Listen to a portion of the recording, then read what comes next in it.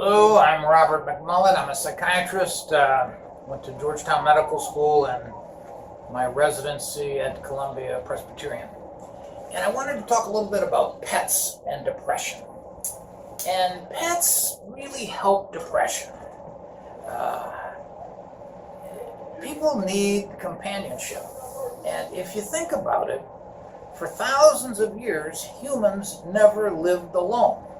This whole thing of having people live in an apartment by themselves or in a house by themselves is totally new. In the past, people would live in a house, and if they were older and widowed or something, they'd live with relatives and they'd help out on the farm or wherever, but it was not affordable to have a separate apartment. Plus, everybody just did things together, so you were never alone, and that's the way that we're designed. The only people in the distant past who lived alone were, in the fairy tales, the witches. So a witch would live in a little house in the middle of the forest all by herself, with nobody else.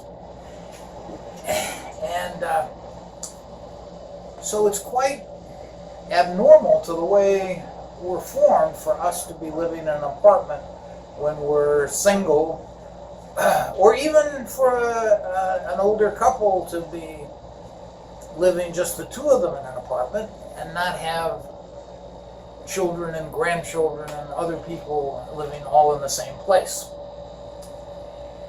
Now, one of the reasons that pets are so good is that obviously their companionship, but I think, especially with dogs, I'm more of a dog person than a cat person, but cats also provide a lot of companionship and are very happy to see you. But dogs are even more like us in that they're very social. They went in packs, and they always want to be with you, and if you come home late, the later you come home, the happier they are to see you. Which, that's not the same thing if you go home to your wife, and the later you are, the angrier she'll be. And if you don't take a bath for a few days, the dog doesn't care.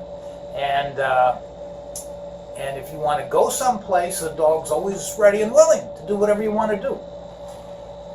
And that's just an enormously beneficial relationship.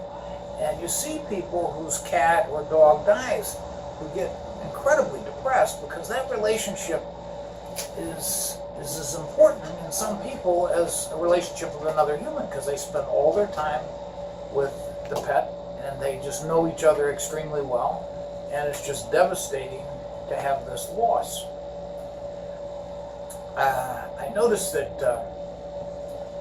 parrots and macaws and cockatoos, all big birds, and smaller birds of that type, are very social also, and they make rather good pets.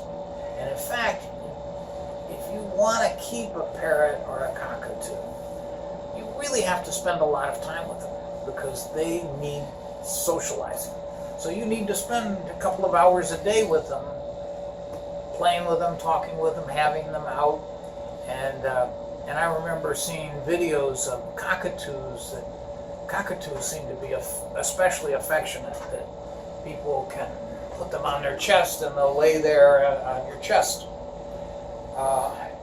It was brought home to me in Australia when I was visiting there how social cockatoos are. You'd hear this huge sound on the other side of these trees, all this raucous noise, and it was 50 to 100 cockatoos that had just landed there. And they're not so popular in Australia because they poop all over the place. And you got 100 birds, and they're making all of this noise. But they're a very social bird, and that's part of the reason they make a good pet. There are studies showing that people with pets live longer, and they also have an antidepressant effect. And some side benefits I see, especially with dogs, is that you get a lot more exercise because you have to walk the dog a few times a day, and And then you can extend that, make it a much longer walk, and the dog will like that even better, and it gets somebody out every day.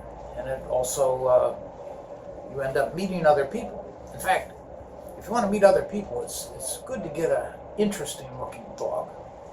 And I had a Newfoundland, a black and white Newfoundland. It's called a Landseer Newfoundland. So they're a relatively big dog with lots of fur. And my secretary walked her a few times outside, and she said, "Boy, I wish I'd had this dog when I was single." Because all the people would stop and talk and give them an excuse to stop and talk with her, and it's a good way to meet people. But I think it's particularly good if you got a dog that's a little bit distinctive in some way. And that's all I have to say about that. Thank you very much, Doctor.